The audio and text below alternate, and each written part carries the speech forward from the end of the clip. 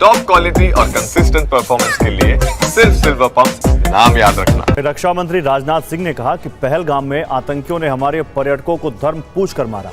उन्होंने कहा कि हमने धर्म नहीं कर्म देखकर मारा। ऐसी कल्पना भी कभी नहीं की जा सकती थी, धर्म पूछकर मारेंगे। पूछते थे कि तुम कौन हो। बहनों भाइयों, हम लोग धर्म किसी का पूछ कर किसी की हत्या नहीं कर सकते। हम तो किसी की हत्या में विश्वास ही नहीं करते। बल्कि चींटी को भी हमारे घर में माताएं बहनें जो आटा गूंथती हैं, यदि चींटी कोई थाली के बगल से गुजरती है तो थाली का आटा निकाल कर उस चींटी के खाने के लिए डाल देती हैं और ईश्वर से कामना करती हैं कि यह चींटी भी दीर्घजीवी हो। यह भारत की सोच है। और यहां आतंकवादियों ने आकर धर्म पूछ पूछ कर लोगों को मारा। तो बहनों भाइयों, हम लोगों ने भी ठान लिया कि हम धर्म पूछकर किसी को नहीं मारेंगे, बदला नहीं लेंगे।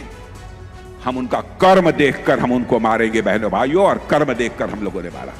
जो हमें छेड़ेगा हम उसे छोड़ेंगे नहीं।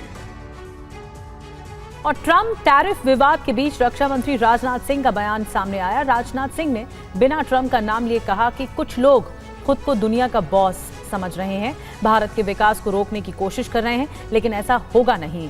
उन्होंने कहा कि दुनिया की कोई भी ताकत भारत को विश्व शक्ति बनने से नहीं रोक सकती। कुछ लोग हैं जो भारत का विकास जितनी तेजी के साथ हो रहा है उन्हें रास नहीं आ रहा है, उन्हें अच्छा नहीं लग रहा है।